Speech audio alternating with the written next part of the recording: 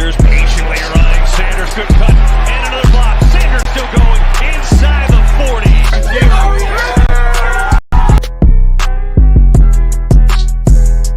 NFC East champs, divisional champs, NFC champs, and world champs.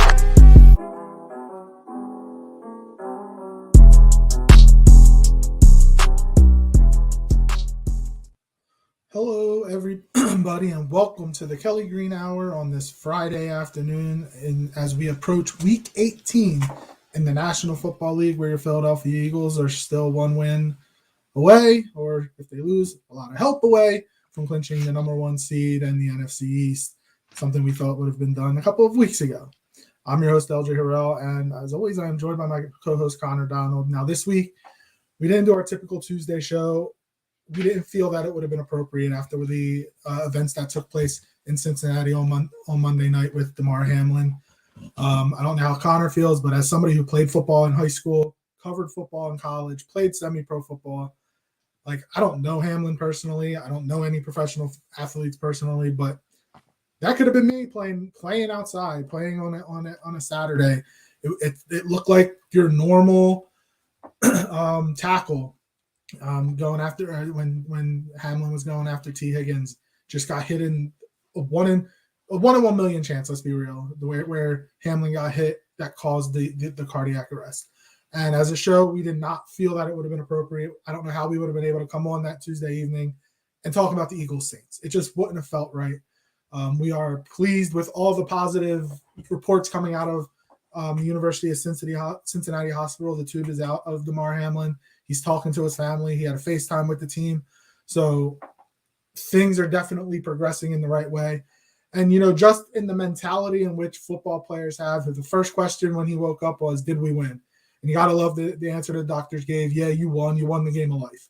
So, everything that went down, Monday night, Connor, it just didn't feel right coming on here and talking football. It wasn't the right time. And I'm glad we were able to take a couple of days away. And, whatever respect that we were given towards Hamlin and the Buffalo Bills, I'm glad we were able to do that. Yeah, I couldn't agree more. We both talked that next morning and we said everybody's minds are going to be elsewhere. There's no need to talk about football right now. There's just, and out of respect for the entire situation, we are also not going to do our usual player of the week.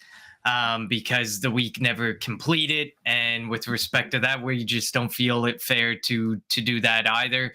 We're just going to talk Eagles, and I agree. I'm happy with all the great news that has come out. It has opened up a ton of different conversation about how the NFL should handle things going forward, how the NFL should handle contracts. I just listened to a very interesting conversation about the concept of fully guaranteeing contracts.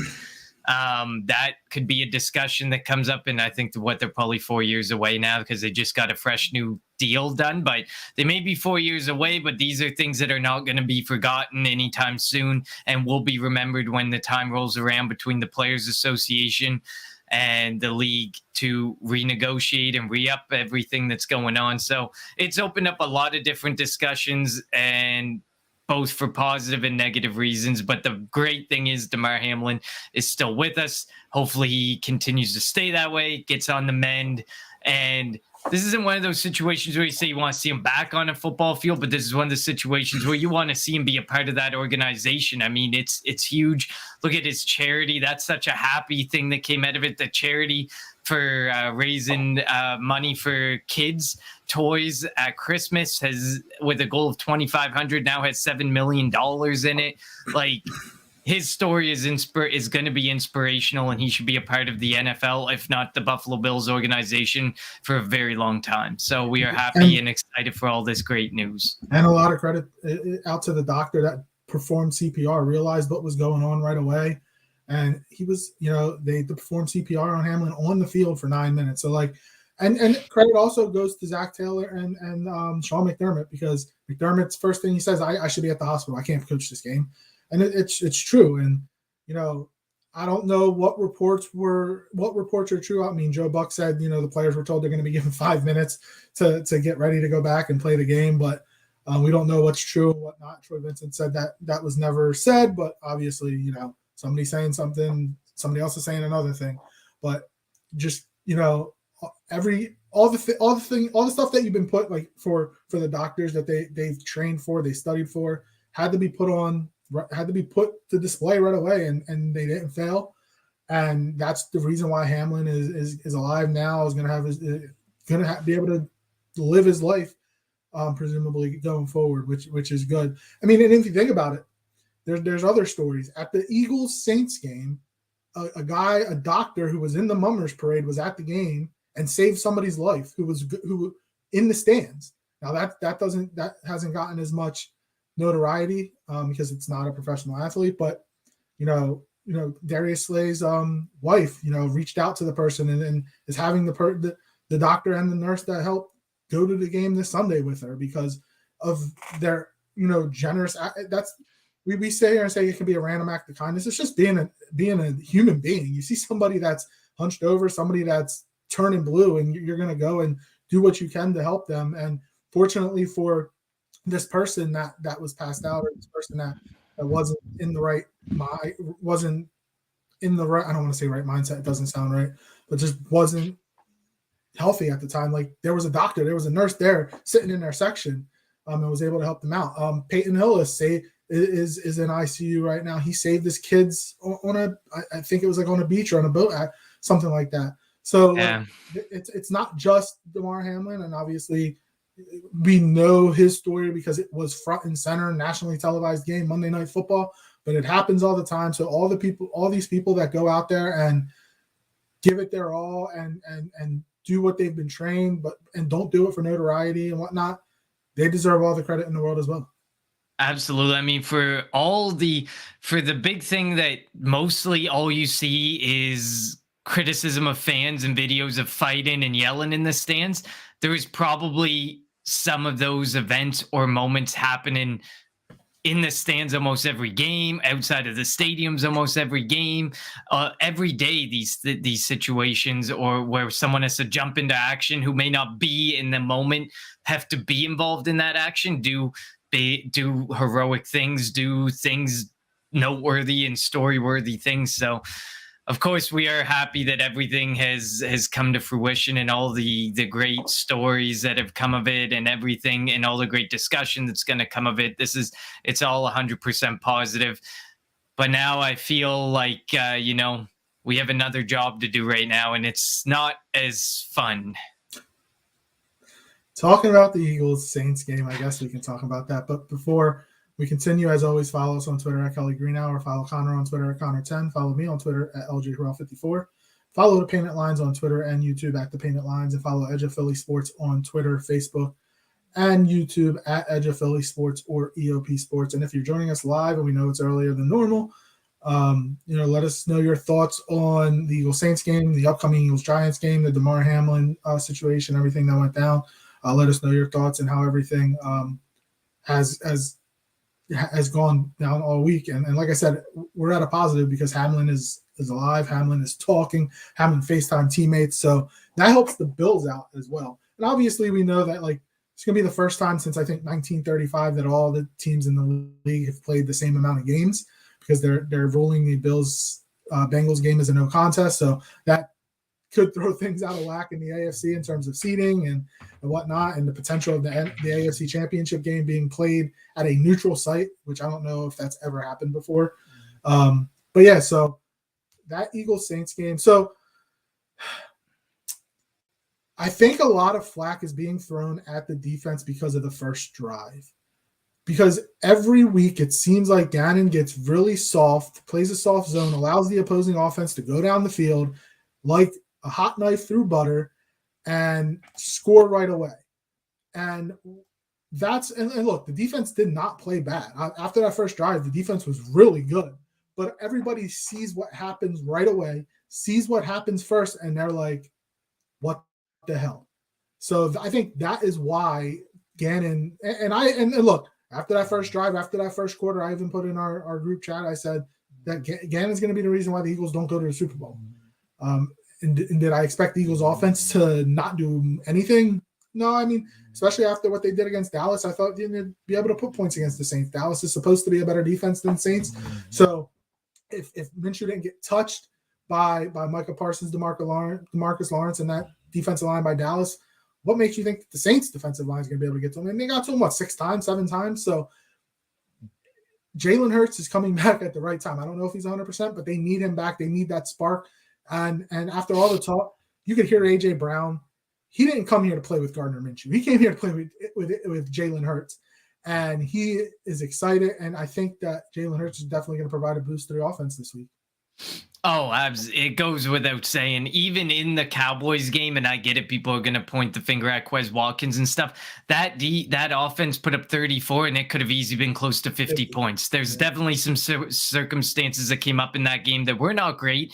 And we're also on the fact that, yes, was Quez Watkins a little soft on those 2 interceptions? Yes. Would Jalen Hurts have put Quez Watkins in that situation? Highly doubtful. Gardner Minshew, he showed it last week too. He's willing to throw into some tight windows. He can make the play sometimes, but he makes a play a lot less than any other quarterback. And at the end of the day, there's a lot of people saying Minshew lost his starting job, or chance at a starting job. I don't think he was going to go and get a starting job. I think he's a better backup quarterback, but it's proven why he's a backup quarterback and why he is a better backup quarterback. And to Chris Sims, who's now all butthurt about the comment that he made, and he thinks people are making too much of it, just don't make the damn comments then. Yeah. Plain and simple. And you kind of knew, we knew it going in. One of the biggest things working against the Eagles with Minshew was it took away a major advantage, a major dimension to their team, which was Jalen Hurts and his legs.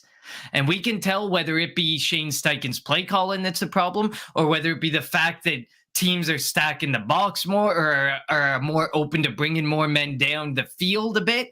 It's really difficult to tell what it is, but they're not using Miles Sanders the same. Miles Sanders is equally effective in the limited touches, but it's starting to feel a lot like maybe it's Jalen Hurts not being there. Shane Steichen's a little more afraid to run the football, or he thinks that dimension isn't going to work as well. But honestly, Miles Sanders, he went 12 carries for 61 yards. He was over 5 yards per carry. Like, he's been extremely effective. And the concept that they're not willing to hand the ball off, it's kind of blows my mind, because the Saints are actually not a very good run defense. The Saints and the Cowboys, we talked about it on the preview show, they were side by side, I think 20 and 21 or something, like right in the middle of the pack, giving up 130-ish yards per game on the ground. And then you go and Miles Sanders puts up 61, but with 8 more carries, he's a 100-yard rusher, maybe even more, because with 8 more carries, he's bound to bust off one of those patented 20, 25-yard runs that he pulls out of his pocket, or a couple of them every game. So we knew this going into these 2 games, that one of the biggest advantages we lost was the ability to have the run, to have the pass, and to have the option, whether that option be a handoff or whether that option be Jalen Hurts being able to run the football. And it goes to show, I think that speaks volumes. I also think that Shane Steichen's play calling was the past couple weeks have me very nervous. I get Jalen Hurts is coming back, and hopefully that'll reopen the entire playbook and everything. He wasn't good, but that's Chicago. Scary. The play calling wasn't good in Chicago. The coaching staff has regressed over the last couple of weeks. Except for Jonathan Gannon. I don't feel prepared to point that, and when you look at it, but we haven't. The Saints scored. The Saints scored 20 points, but guess what? The defense is responsible for 13. We faced a decent quarterback against Dallas, and he went zone a lot, and he was 24, 300 yards, 3 touchdowns. I'm scared when it comes to Gannon. When we face a competent quarterback, that's what worries me. You're going to be facing potentially Brady, Dak Prescott again, maybe Aaron Rodgers. I'm not scared of Kirk Cousins as much, but you're going to be facing a legit quarterback, and that's where. And again, Jonathan Gannon calls his defense scared when he faces a really good quarterback. So while the defense last week looked good, Andy Dalton stinks, but Andy Dalton was still really good against the zone. So I still don't get it. Now, I do have a question for you. The pick 6 that Gardner Minshew threw, is that on Minshew or is that on A.J. Brown? Because there's been talk, and especially in our group chats, about, maybe it was on A.J. Brown because he didn't give his full effort, but then also A.J. Brown was trying to get Gardner Minshew's attention and Minshew didn't look at him. Whose fault? I do you don't think that was? I don't agree. I think there's like a 50-50 blame on it. I don't think it's one way or the other as much as people want to point the finger.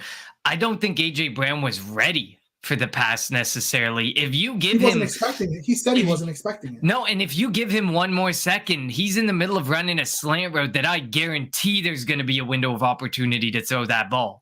But he doesn't give it that extra second. He does, that anticipation is definitely something that hurts with Gardner Minshew. Jalen Hurts, his anticipation isn't always great either, but his anticipation is leaps and bounds ahead of Gardner Minshew because he can anticipate where somebody's gonna be and tries to throw to that spot. And this was one where it's almost like he expected AJ Brown to just kind of curl in and stop. But it was a play that the ball needed to be more out in front of him, and the ball wasn't really out in front of him.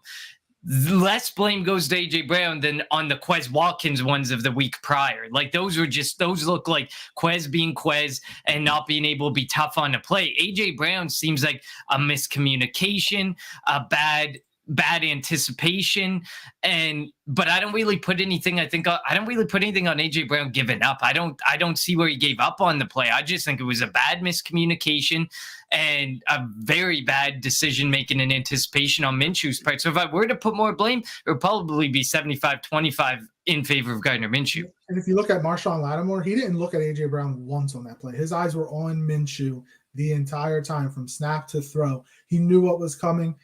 You got to realize the coverage, while they did call that play earlier in the game, the coverage wasn't the same. Lattimore was off a little bit more. This one, he was right in AJ Brown, like right up on AJ Brown. So I do agree. I think it's on Minshew. It's also on Steichen. Like you have to, Steichen needs to be better with calling plays. And like going into this week's game, yes, you're going to have Jalen Hurts back. We don't know. He's probably not 100%, but he's got to be 80, 85, 90%. And then 80% Hurts is better than 100% Minshew. I'm sorry. You're also probably, and if you look at the line, the Eagles are favored by 14. You're not going up against Kayvon Thibodeau, Ojulari, Xavier McKinney. You're not going up against the starters for the Giants. So I don't want to be given this false sense of security, false sense of hope this week. If we blow the Giants out, which I'll be happy, I'll be at the game.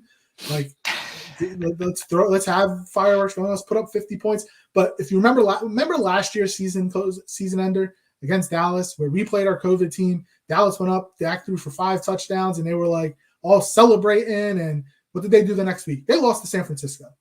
That's my fear going into this week's game, that the Eagles are going to come out. Jalen's going to look like the MVP candidate. They're going to throw up 35, 40, 50 points on the Giants who aren't playing anybody.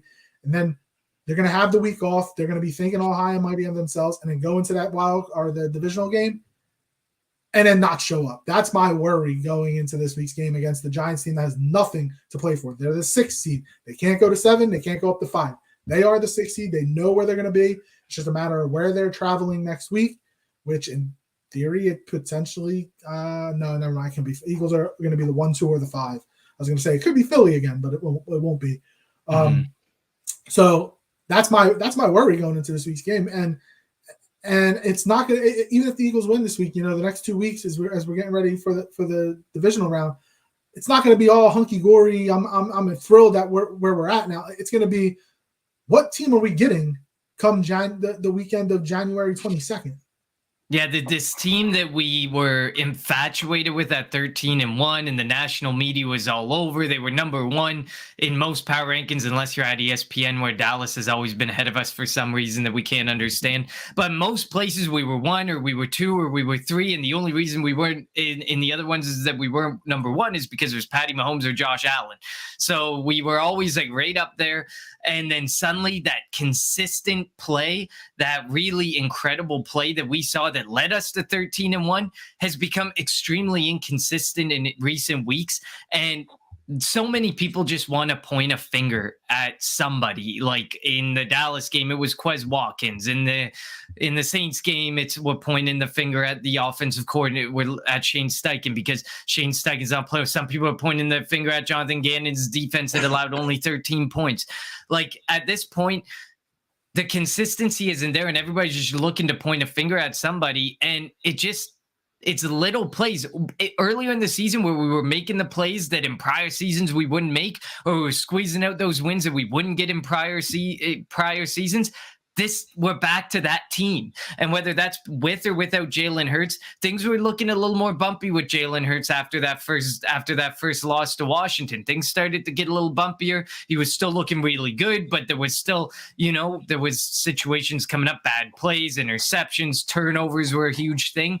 We were starting to see that consistency went away, and we're starting to really look like the Philadelphia Eagles of old over the last, and it's not just the Minshew weeks. I would argue over the last, 4 or 5 weeks, ever since the Washington loss, I feel like we just haven't been that same Eagles team that was undefeated up until that point, that we was up 10-0 up until that point. So that's my thing. Consistency has to come back, and that doesn't just mean in play calling. The consistency and confidence has to come back. I think consistency on the field, confidence off the field with the coordinators, because I think that Shane Steichen has lost confidence, or there's been a loss of confidence in their ability to call plays and in their ability to coach and game plan and adjust. Another big thing was adjust. Adjustments take too long to happen, and you're already behind 2 scores and you're behind the 8 ball trying to come back. And we don't want that either. So I think it's a twofold thing that needs to happen to get back to that Eagles team that was 10-0. Yeah. And do you think the Eagles have peaked? Like, they were 10-0, they were 13-1. Then Jalen got hurt. Now Jalen getting hurt does change things, obviously, because he was playing at an MVP level. And then Maddox got hurt, and now Lane Johnson got hurt, even though Johnson said Josh Sweat got hurt last week. Like, all the stuff, they weren't turning the ball over early. They've been turning the ball over a lot lately. All the stuff that they were doing well early in the season, they're not doing well these last couple of weeks. Did they peak? Is the coaching staff just they're not getting to the players anymore? What do you think's happening? I think they could have continued to be that team, and they can return to being that team. But like I said, that things need to change. Confidence in your play calling, confidence in your players to do what they're paid to go out there and do, and then consistency on the field, whether it be turning the ball over, making the big plays. Like, the big plays disappeared, which we anticipated with Gardner Minshew going in and stuff. Like, and injuries happen in the NFL. The Eagles every year seem to be the ones who always get injured at the beginning and have to fight through injuries. Next man up approach this season, we're getting the injuries at the back end. But it still has to be, we've been the next man up approach in the past and been able to pull out wins. We were next man up. We were the underdogs the year we won the Super Bowl. There was just as many injuries on that roster, if not more. And we've seen like seasons where we went through 13, 14 different offensive line combinations. We've been down this road before, and it just does. I don't know if it's that the coaching staff's not getting to them. I'm not in the building, but I don't think it's that the coaching staff isn't getting to them. I think a lot, like especially the last 2 weeks where you start seeing people's comments and the way they're throwing people under the bus a little bit. Jalen Hurts is very important to that team locker room presence and ability to be on the football field. And I know that he was still in the locker room, but being in the locker room doesn't matter at the end of the day, because you need to be playing and be able to say, I take accountability for this, or this is what I saw in the play, which is not the conversation that we're getting from some of these guys. I think Jalen Hurts being back is going to change things big time. But I also think like the plan has to remain twofold. Confidence from the coaching staff, consistency on the field has to start happening. And then the injuries, while they matter, won't matter as much. And I think him being out the last 2 weeks has proved how valuable he is, regardless of what Chris Sims and Micah Parsons and all those people say. And he may have earned himself a couple $1 million because that hurts Howie so bad, those 2 games, because now that's one of the things. If you're arguing I'm a $45 million and then Jalen's like, I think I'm a $50 million, he just proved he's probably the $50 million man, not the $45 million man. All right, so let's jump into this game, which who would have thought maybe 5 weeks ago that the Eagles have to play for something and the Giants aren't playing for something? I think we thought that the Giants would probably be playing for a playoff berth. The Eagles would be resting because they've already clinched the East and the number 1 seed. But alas, here we are. This game means something. Even though I'm going to be there, I wish it wouldn't mean something. And I hate that it's a 4:25 game. I would have much rather a 1 o'clock game. So it still should be a fun time down at Lincoln Financial Field. It hasn't been announced yet, but we all anticipate Jalen starting. So Chauncey Gardner-Johnson probably playing. And that'll be huge, getting him back and getting his feet back under him so that his first action back isn't going to be in a playoff game. But they're also going to be going up against Tyrod Taylor, not Saquon Barkley, not Daniel Jones. I mean, their receivers are a bunch of bums anyway. I was going to say they're not resting. It doesn't any really of those matter. guys. Their They're all offensive going line's out. not that good anyway. The starters aren't that good, so that's not going to matter. So the Eagles, who are 5th in NFL history in sacks right now, are 5 away from setting, and I know it's an extra game, but 5 away from setting the NFL record, and they've had 5 straight games, I believe, with 6+ sacks. So the chances of that happening are probably pretty good this week, unless the Giants come out and run the ball every play. But it does worry me that Tyrod Taylor can move around, and while he's not that good, I feel like, again, it wouldn't shock me if early in the game we see a soft zone, very passive defense by Gannon, and the Giants go right down the field, go up 7-0, and we're going to be sitting there holding our breath in a game that the Eagles should blow the Giants out. Absolutely. And I think a positive for Brian Daboll is Daniel Jones and Tyrod Taylor are very similar from a play style, I find. So he doesn't really have to change the playbook very much. He's he more can go accurate, out there. though. I think Taylor's more accurate than Yeah, Jones. I think Taylor's more accurate too, which is all the more reason to be a little more concerned about it, because you can't take your foot off the gas. This is one of those games where you got to go in hot and you got to stay that way the entire game. Like you said, are all the starters going to be rested? No, but I anticipate, Dexter Lawrence, Kayvon Thibodeau, probably, if they play, they might play a quarter. I don't foresee very much. You're talking, you said the offensive line isn't great, but I could see Andrew Thomas and Evan Neal, the tackles, coming out just for the safety sake of we need those guys to have any chance in the playoffs.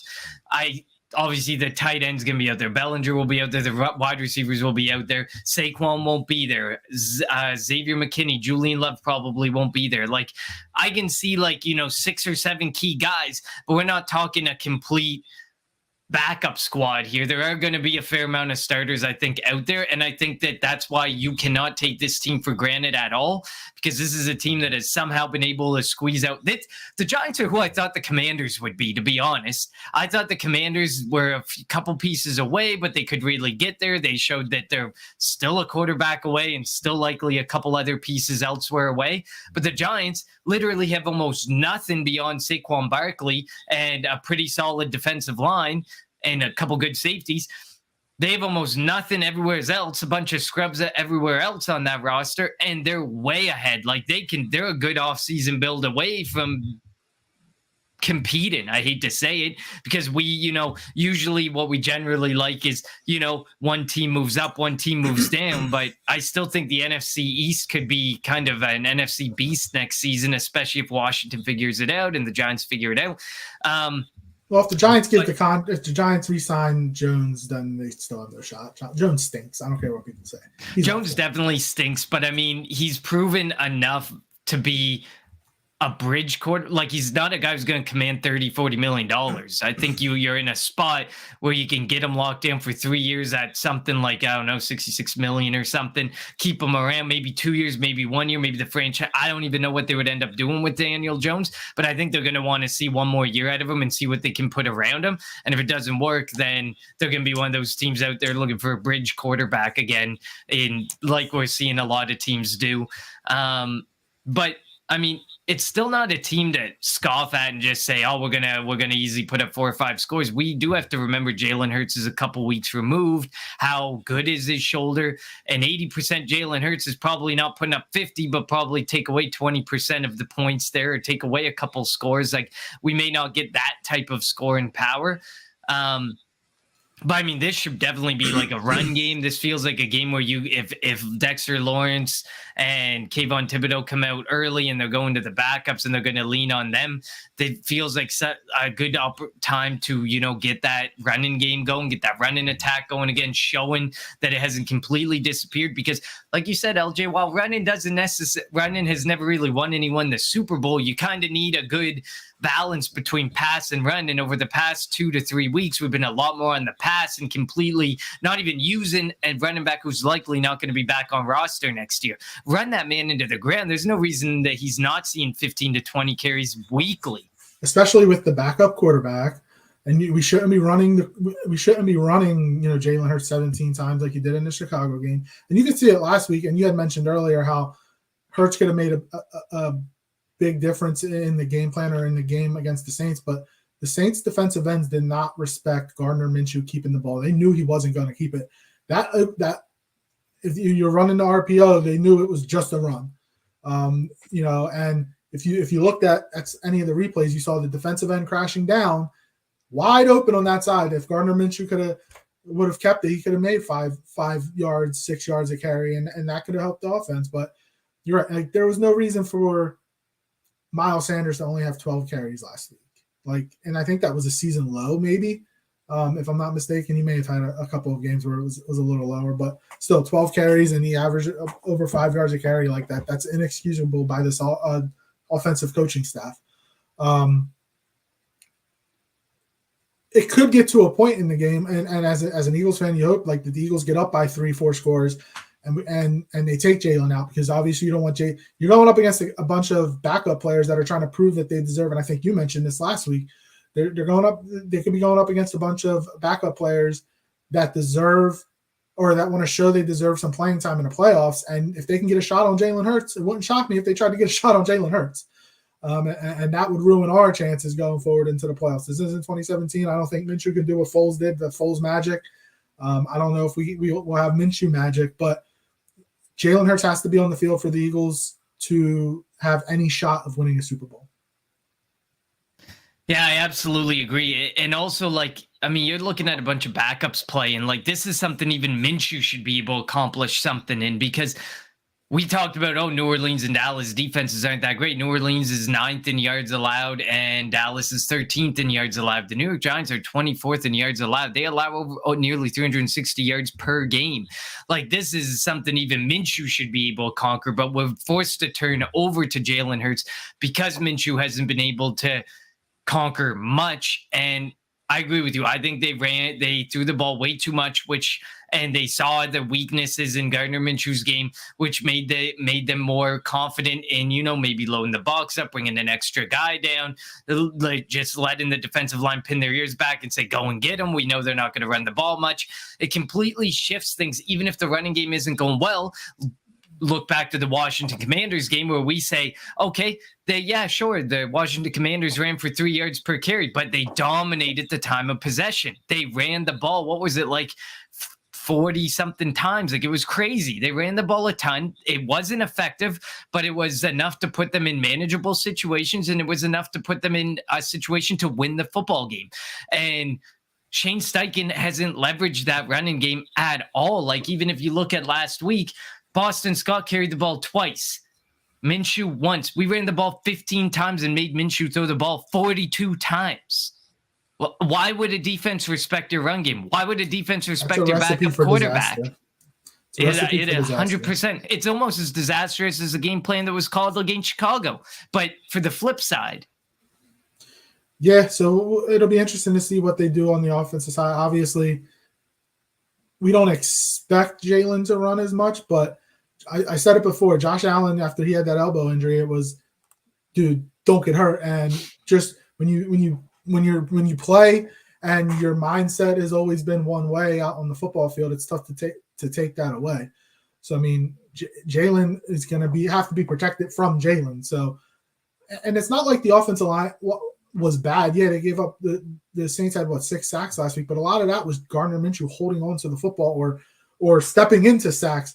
Jack Driscoll he obviously wasn't Lane Johnson, who's the best right tackle or best tackle in football, but he was still serviceable. Cameron, I think was it Ellis? It was somebody's the first sack of the game. Miles Sanders whiffed on the line on the end, their linebackers. So you just have to have better play. You can't be whiffing on plays like that. And let them. This is a better run blocking offensive line than it is a pass blocking offensive line. So while they're going to be out there, let them go out there and do what they do best, and that's ram it right down the throats of the opposing team. And the fact that the Eagles couldn't get the 4th and inches on a QB sneak with Minshew, that's all I needed to see. Because again, what does Kelsey say? 92% of the time it works all the time, and with Jalen it seems to work most of the time. They failed twice against Green Bay, and that may have been it. Well, the fact that they failed that last week was ridiculous, and it's definitely not the same when Minshew's out there compared to when Hurts is out there. No, definitely not. The offense looks completely different, and I mean, like you said, Jack Driscoll, he wasn't great, but he was serviceable. But that is also Minshew needs to understand he doesn't have the best right tackle in football anymore. Well, the coaching staff needs to understand that too. They didn't give him any help. They didn't give him any help, which was one of my, I think that was one of my things that I said on the Tuesday night show or the Friday night show where we were previewing the game. I said, if you don't give Jack Driscoll help over there, it's going to be a long night. And it ended up being a long night off that right side because they didn't give any help. They didn't use any chip in, anything. Even a chip can buy you that half a second or that second that he can find the window to throw the football. This isn't a guy this wasn't an offense built to get the ball out quick for Minshew. This also is not an offensive line that can withstand a guy like I saw Shane's post. Like there was times where he stood in the pocket for 4, 5, and 6 seconds before taking the sack. Like that is insane. Or before vacating the pocket. Like that is insane. You should never be if you're holding the ball for 6 seconds. Well, watching some tape on Bryce Young and CJ Stroud, those guys have that type of time because their offensive lines are absolute studs. You got a backup right tackle out there. Like you're in a situation, you got a left side of the line that has been good, but not great in recent weeks. Like you can't be leaning, you can't sit back there for 6 seconds and not have found anything, or the opportunity to throw the football away. Like just having the awareness to throw the football away. Again, the awareness and anticipation, not there with Gardner Minshew at all, where it's something we became more accustomed to with Jalen Hurts and how he's been playing recently. But it was frustrating the past 2 weeks, past 3 weeks, I guess you could argue, because of the Chicago Bears game. It's been frustrating because Shane Steichen's play calling has regressed. I think if you're looking at him if you looked at him as a top head coaching candidate, I'm probably sitting there saying, I got to see what he does in the playoffs now, because the last 3 weeks have made me think if I was evaluating him, I'd leave him another year. This is one of those offensive coordinators who, okay, interview him, see what he says, but it almost feels like the Kansas City Chiefs guy, whatever's why he isn't getting hired. I can't even understand it. But at the end of the day, it's those types of situations, these situations where, say this week doesn't go well, we go into the playoffs, we're out in the first round, or we lose the opportunity for a bye after pretty much owning the opportunity. All we needed was one of 3 games. Then you got to look at Shane Steichen and say, I don't know if he's the guy anymore. And I'm struggling right now with it because, the play calling's been bad. The consistency on the field's been bad. But, I mean, I feel like the play calling's been worse than the consistency of play. Would Sirianni need to be questioned, too, if they lose this week and lose out on the first round bye? That's on Sirianni as well. Yeah, I mean, I feel like Sirianni would have to take some accountability to it, but it depends, if Shane Steichen's calling 100% of the plays. But if you get to that point, I think the discussion has to be had, is it time maybe that you give up the play calling, or was he a byproduct of Jalen Hurts? Is Shane Steichen's really well-functioning offense a byproduct of having to have a mobile Jalen Hurts or a mobile quarterback? Because then you have to rethink how you would bring him in as a coach altogether, because you'd have to be like, well, now we need to look at a Will Levis or an Anthony Richardson or somebody who gives him a really mobile quarterback or a guy who's going to move around, because that's the only way the offense succeeds. It's so difficult to tell what's going on there.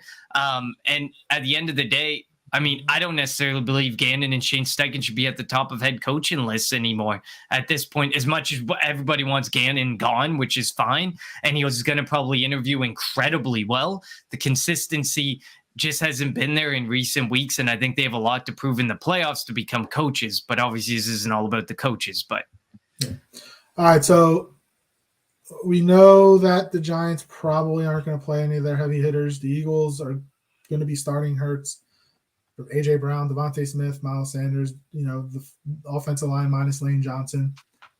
What are your expectations? What are you looking for in this game? To take something, it's going to be tough to take something positive if you're beating a bunch of backups. We're not Dallas fans. They all got happy, they were all hunky-dory over beating the Eagles last year, week 18, with Dak's 5 touchdown passes, knowing we played a COVID team. So what would make you happy? What would make you say this is positive going into, the playoffs? I think getting this offense back on track is a positive for me. If you go out there and you end up in a 21-17 game and that's all you can end up mustering, I'm concerned. I'm really nervous. But if we can go out there, and I get it, it's scrubs. So we've seen them play earlier in the year where they were able to put up 30, 40, nearly 50 points. You go out there against these scrubs and you score anything less than like 35. Unless you get up 3 scores, Minshew comes in, and then it's the most boring second half of life, and it stays a 3-score game and nobody ever scores again. Okay, that's fine. I'm fine with that. It's situational. But if we're not out there scoring at least 30 points, that would be a disappointment. I'm not so worried about the defense. Maybe Gannon will give me reason to worry about the defense, but Gannon gives me pause, not worry. Every game he gives me reason to pause, question him, and then the defense seems to fall back in line a little bit as the game goes on. But we need to see things moving forward for this offense and get him back to the offense that led us to 10-0, that led us to 13-1, that led us to this opportunity that all we need is one damn game. And here we are 3 weeks later needing that one damn game still.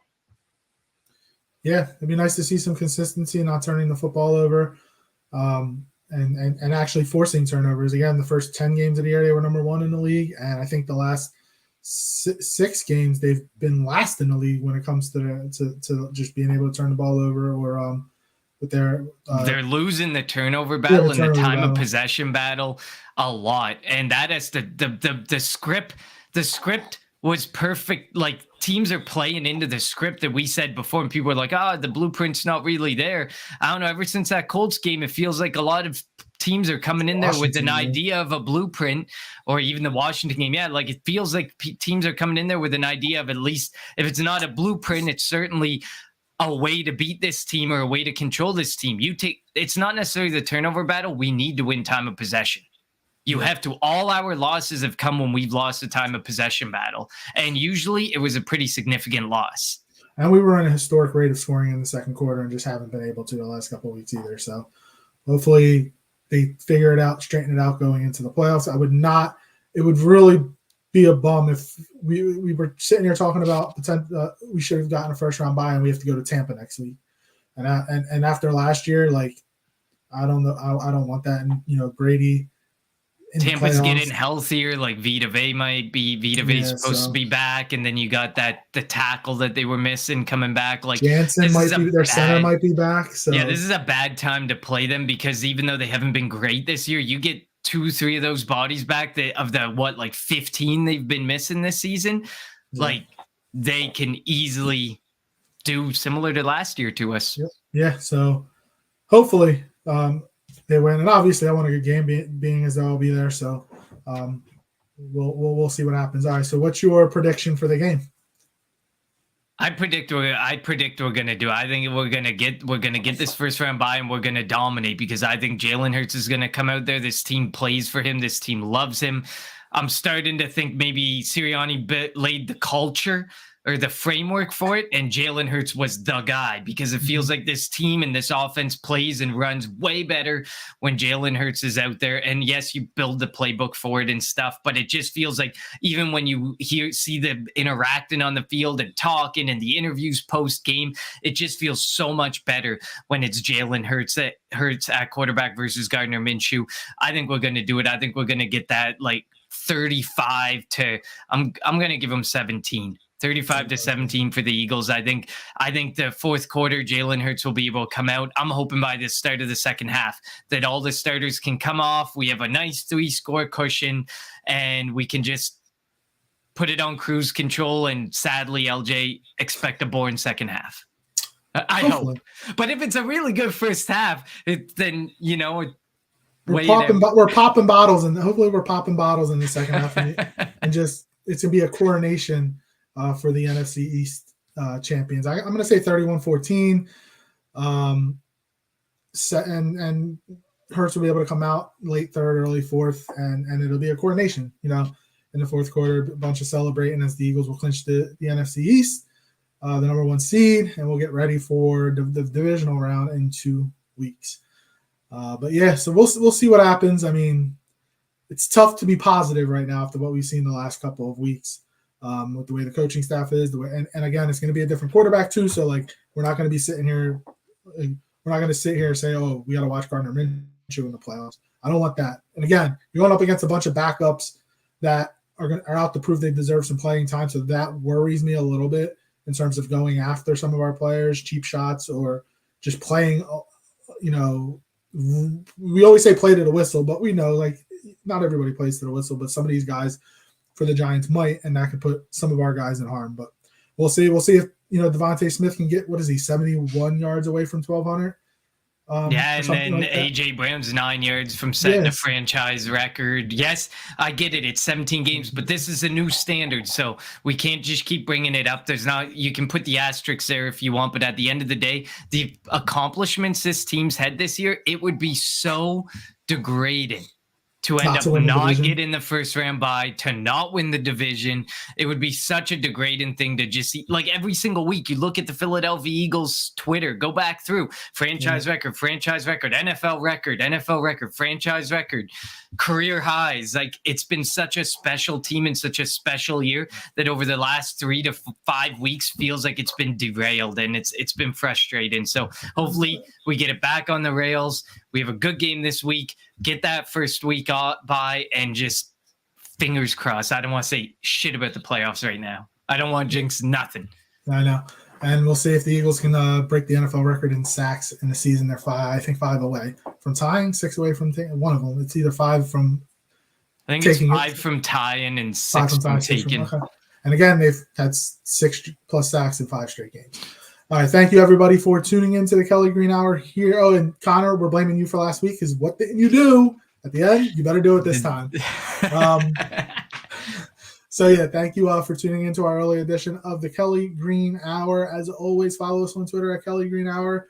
If I remember, I'll post some pictures from the game this Sunday against the Giants. But for Connor, I'm LJ. Thank you for tuning in to the Kelly Green Hour. Fly, Eagles, fly. You want Philly food? Yeah, let's do it. Sanders patiently running. Sanders good cut and another block. Sanders still going inside the 40.